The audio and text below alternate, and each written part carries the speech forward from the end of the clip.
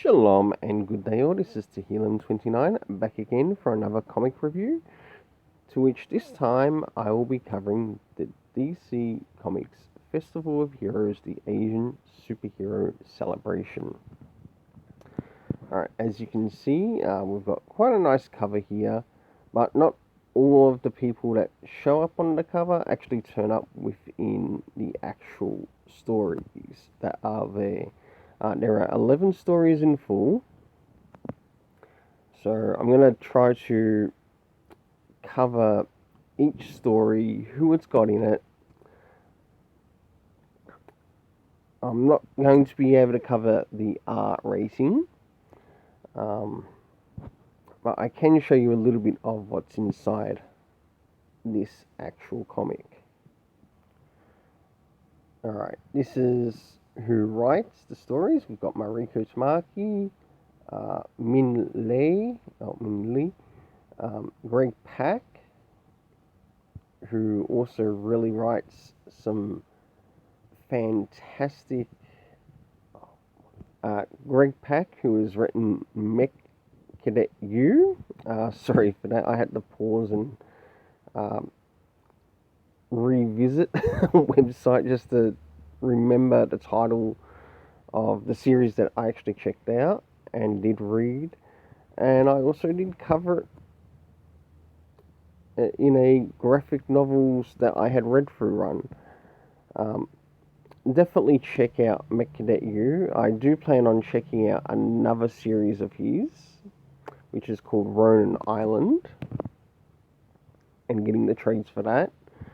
And then we've got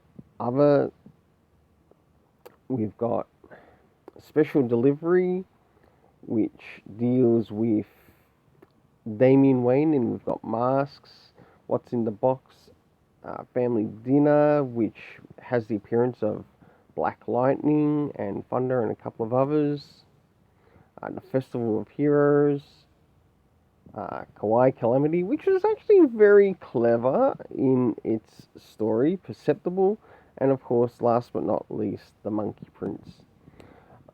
Before I get to reviewing the stories, I'll show you some of the art in connection to some of the stories. Not all of them, but some of them. This is some of the art linking to the first story. I'll now move to almost the halfway mark with the next one. Hey, can't forget my favorite Super Son, or one of my favorite Super Sons.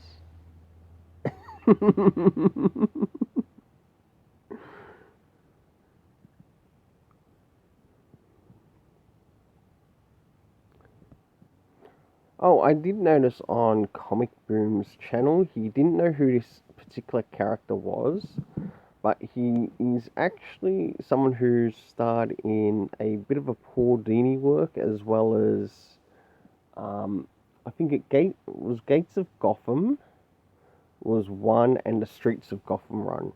And this is actually one of Damien's friends, the one that you see with red hair, and his name is Colin, who is talking with Cassandra Cain. And that's why he makes a bit of a comment in relation to Damien.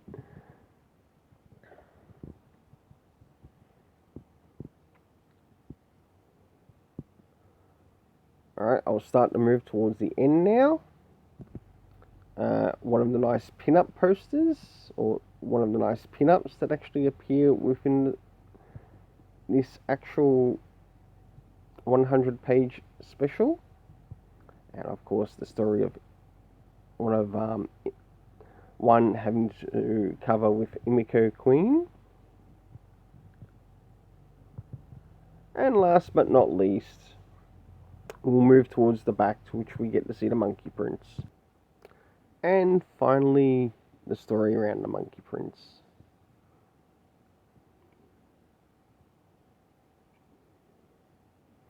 As I will not be rating the art in this, I will be actually rating the stories. So time to make a start. Okay, starting off with the first story, which had to do with Cassandra Cain. It also had the appearance of Oracle and her going out of the way to save Dr. Chin. For this, I gave the story a rating of 8.5 out of 10, as I really felt that Mariko Tamaki actually captured the character quite well. Moving into story 2, which is Dress Code, having to do with the character of Tai Pham, and of course you get to see his grandparent, and with him dealing with one of the members of the Sinestro Corps, who we didn't really get any name of. I do agree with the point that has been brought up in relation to this. It should be made out.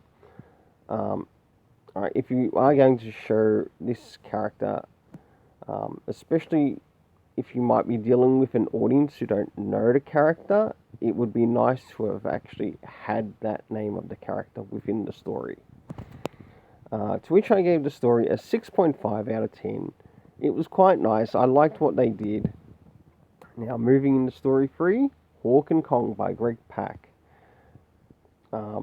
It had to do with a story of, well, Connor Hawk trying to get home, bringing home a secret ingredient, which is connected to something else. He meets up with Keenan Kong, who's also known as the new Superman in the DC world.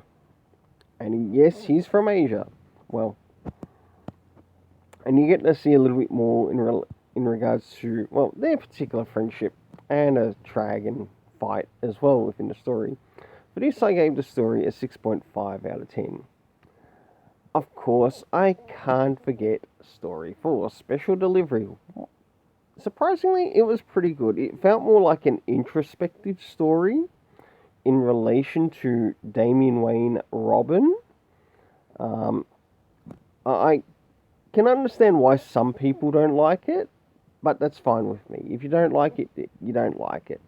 And as I got to read through it,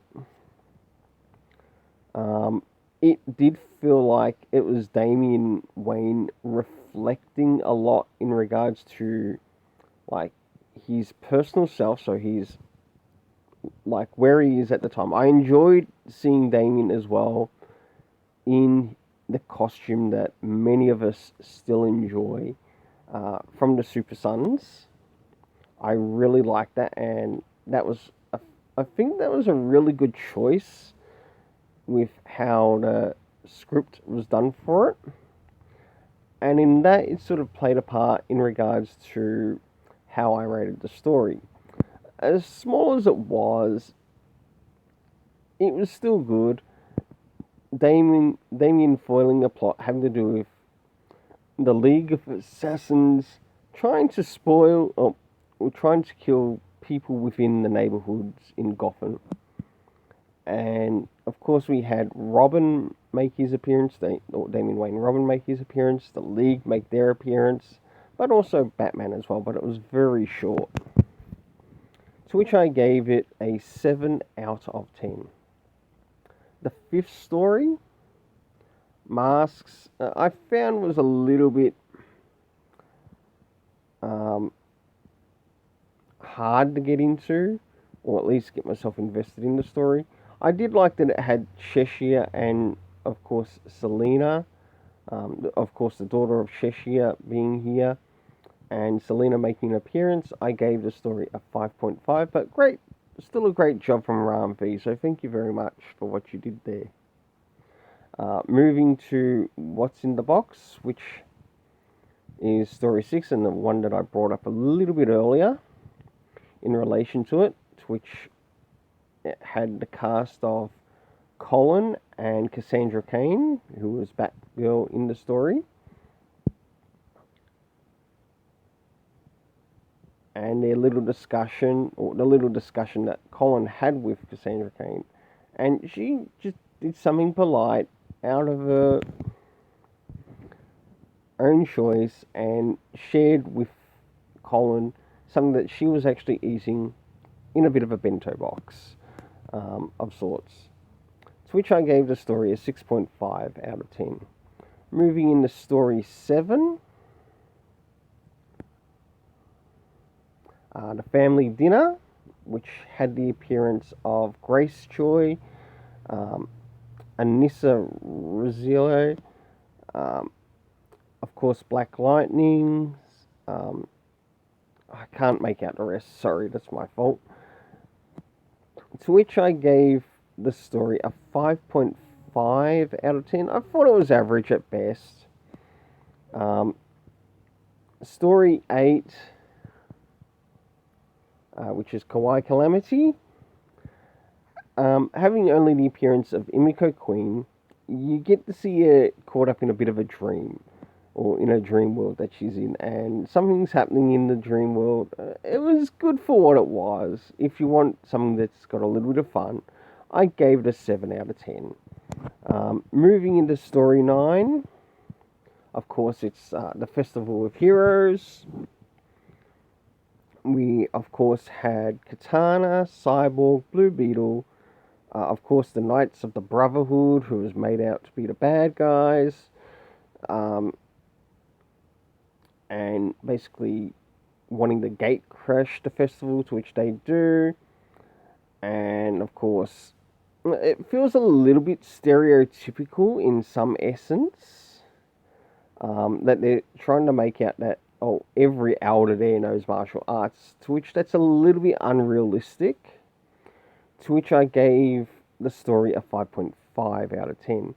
Yes, there might be some Chinese elders or some Asian elders who do know martial arts, but not all of them practice it. And I felt that sort of lost its points in that, especially when they were taking on the bad guy. To which I did give the story a 5.5 out of 10. Moving into story 10, Perceptical, which had Ryan Choi. This story wasn't too bad, again, on its own. It almost felt like watching Inner Space, but in a comic book. Even though it was very minimal for what it was still fun. To which I gave the story rating a 6.5 out of 10.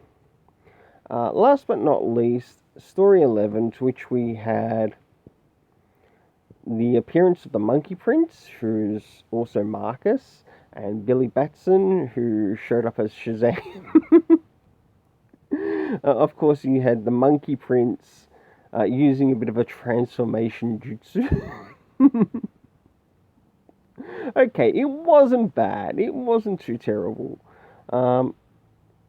But if it's one thing I would like to point out that's a little bit terrible, that's the price of the variant Monkey Prince cover, which is selling for about $99 US, which should transfer into Australian dollars to probably $120 Australian.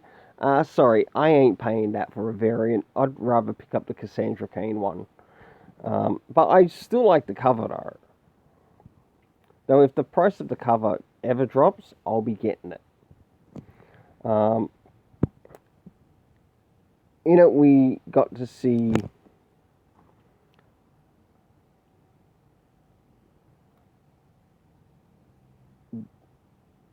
what's it? Dr. Savannah. We of course got the Pigsy, and there was a bit of an event that sort of happened within the story, to which the Monkey Prince fooled Dr. Savannah into thinking that he was Shazam, and not long after that, Shazam comes in and also does his part in saving whatever of the day, whilst the Monkey Prince has pretty much done what he has done. And you get to see the end of the story, and you find out at the end of the story that both Billy Batson and Marcus, who is the Monkey Prince, are actually good friends.